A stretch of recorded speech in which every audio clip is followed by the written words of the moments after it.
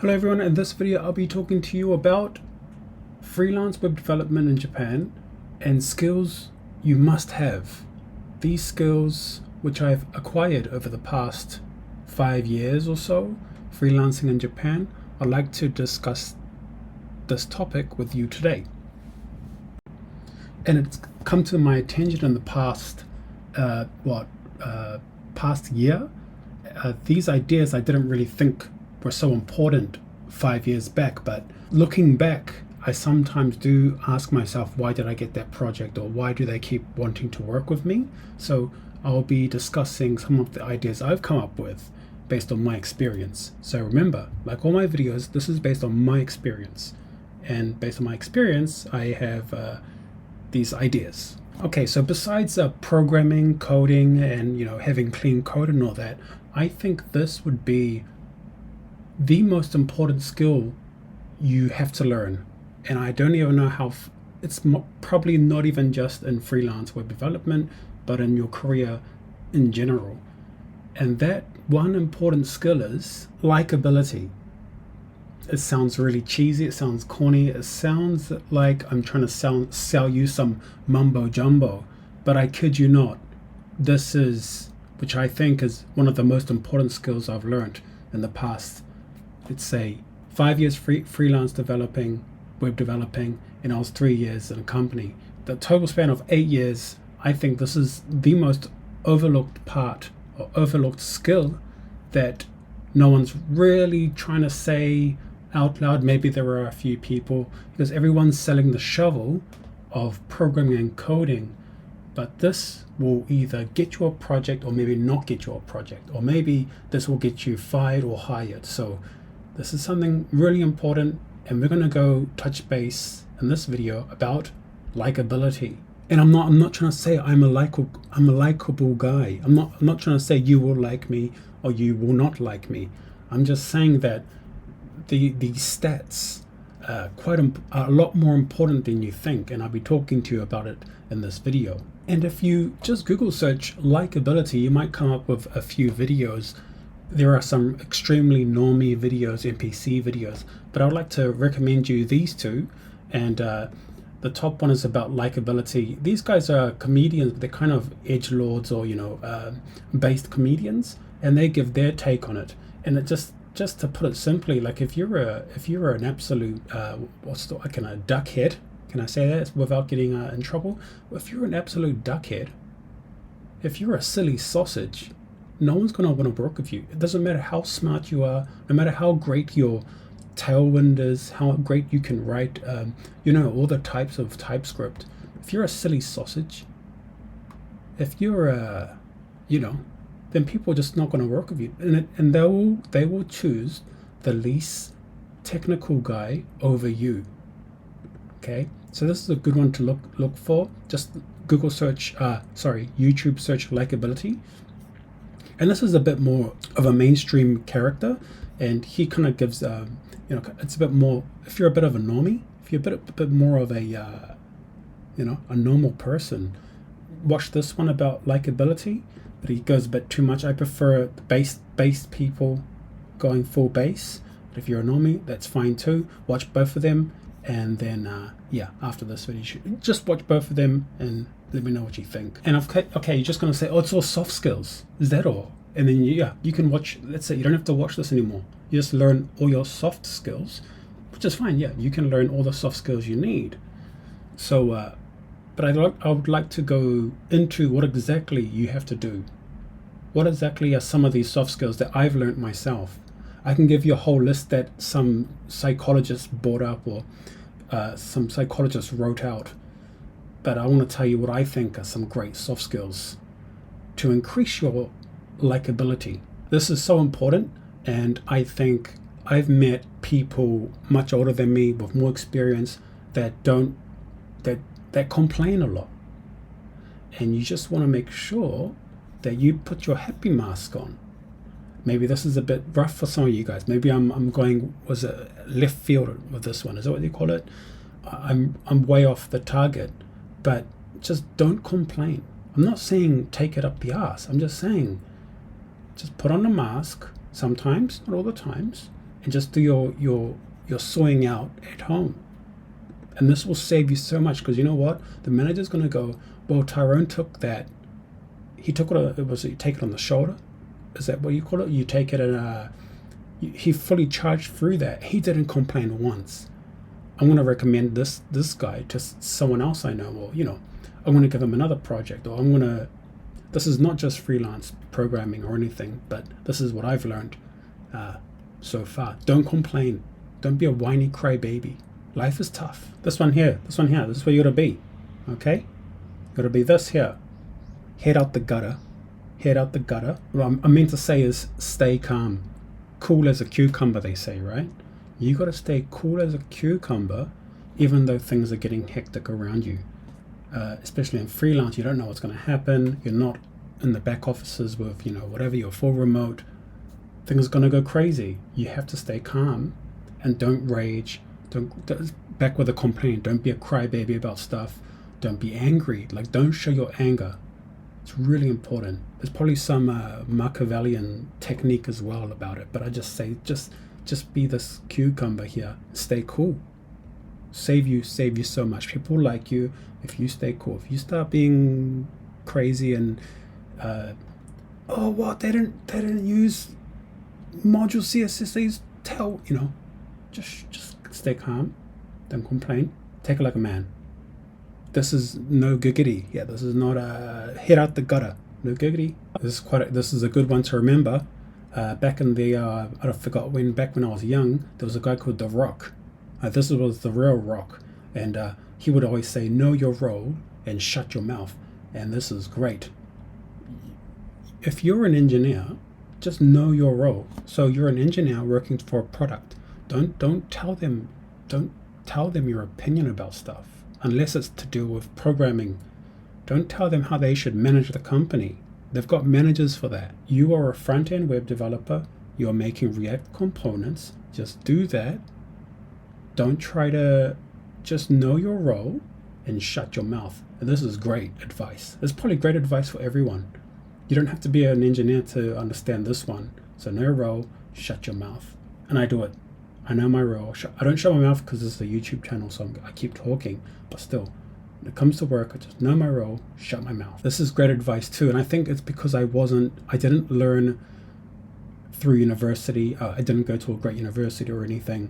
I just learned by myself, and I always see, I view programming or coding as most programming jobs or as blue collar work. Sorry. I feel that I am no different to any one of these guys. And so what that means is you don't have so much of an ego. Some people like to hang on to their IQs, X Google, X whatever, and it's at the end of the day, it probably matters for a lot of people, but at the end of the day, it doesn't matter for the project itself. The client doesn't care. They just want that pipeline to be working. They want it to be scaffolded. Yeah. They want the CSS to be clean. They want it to be responsive. And what can I do for the last guy on the left? They want all the errors to be handled. That's what they want. And so to view yourself as a blue collar worker in any field kind of humbles yourself, is it? You get humbled. You humble yourself to not act like a Mr. Know-it-all. And I sound like I know it all. And I sound like a character off The Office, But this is just one of the techniques I use mentally to help myself not act like I know it all. I'm not the smartest guy in the room. This is not saying that blue collar guys aren't smart or anything. Don't twist my words. I'm just saying that. Don't think that because you're on a MacBook fiddling away with it, you are not just a worker. You're just a worker. I'm just a worker. This is especially true of freelancing. Just don't be needy. And it doesn't mean that you might really need that project, but do not show them that you need that project. A bit of trickery here. What I'm trying to say is that, for example, if something takes 2 weeks to get back to you, try and just check on it. Is everything, is it okay? Okay, then you go off. Don't check every day with them. Oh, can I do this? Can I do that? Maybe you really want, maybe you're freelancing and then you quickly put in your invoice for the next month and you're just saying, oh, can you, just don't be needy for the money. I think I should write for the money. Don't be so needy for the money. Even though you may need a lot more. Don't outshine the master. That's how I always remember is don't outshine the master. But this Mr. Robert Greene, whatever, has a better way of saying it. And I think it's so important not to act like I've been doing this for 8 years now. And I'm not trying to tell you I know every single React, whatever. I know no, I don't. And even if I do know something well, I don't flex that onto the lead engineer. I don't flex into the IT, to the manager. I just show them this is what I know, but I'm quite humble about it. As you see in my Japanese video, I'm quite humble about it. And maybe I am trash. Maybe I am. But do not outshine the lead. The lead engineer will decide everything for you. So don't try and tell the lead engineer that Remix is a safer bet than Next.js. The lead engineer has decided Next.js is the cool, shiny thing. We're all going to use Next.js. And you might think, I think in this case, normal React will be it'll be faster to make because all the engineers, don't say that. Unless the lead asks you, what do you think about this? But don't act like you know everything. The lead engineer knows everything, and if you don't do as he says, you're out. That's how I think of it. Once again, I have a blue collar way of thinking with all this stuff. I don't have the best ideas always make it to the top. I don't. Ideally, that would happen. But we are working with humans, and humans aren't logical in many ways. This is a tip for Japan, guys. Do drink, not too much, but you should drink more with your colleagues, workers, possible clients. Go drink. Great advice. Soft skills in Japan. Drinking. Why? Why should you? Okay, this is not a big thing in like New Zealand, Australia, but this is my take on drinking. In Japan, things are quite strict, right? I mean, so even Japanese tell us that it's strict. So what happens is when you drink, they lower the tension goes down. They're more calm. They're more open. And then they tell you a thing or two about the company. And then you go, oh, okay. And then he tells you some, inside information. And you go, okay, I'm not going to tell anyone. And then they trust you a little bit more. And then you tell them a thing or two, oh, actually, I'm just trying to, whatever, as a freelance engineer. There's trust. Then you gain trust. Maybe this is also a Chinese and Korean thing. I know Koreans love drinking a lot with work people. I think it is. But I think this is an East Asian thing. So do drink. Good for you. Bad for your health probably, but great for business in Japan. Okay, this one here is quite important to remember. If you're freelancing, you are not an employee. Why would I tell? Obviously, you understand that you're not an employee. If you watch any of my freelance videos, I explain why. I don't want to be an employee. But the reason why it's important to remember that you're not an employee and for the company to like working with you is to remember that you are more or less a service. If you're not an employee, then you shouldn't be acting like what an employee is acting. Just really simple thing is questioning management systems, questioning things. That's an employee. Your client is paying you to write code. And if you question or try to intervene into other things, that it goes back to the other soft skills or me ranting. You are not an employee. Don't act like one. Act like a service. Act like you're a restaurant and they're asking you, make this, hurry up and make it good. I'm hungry. And you go, okay, here, do you like it? Oh, here, this is it. And they eat it and they go, this is great. And you don't question anything else. Is it too much? What do you think? Okay, so this video is a little shorter than usual, and it is something that I wanted to go more deeply into, but I think you get the picture already. Likability is an overlooked ability, skill, whatever you want to call it, and just knowing how to code. Okay, I'll give you another one.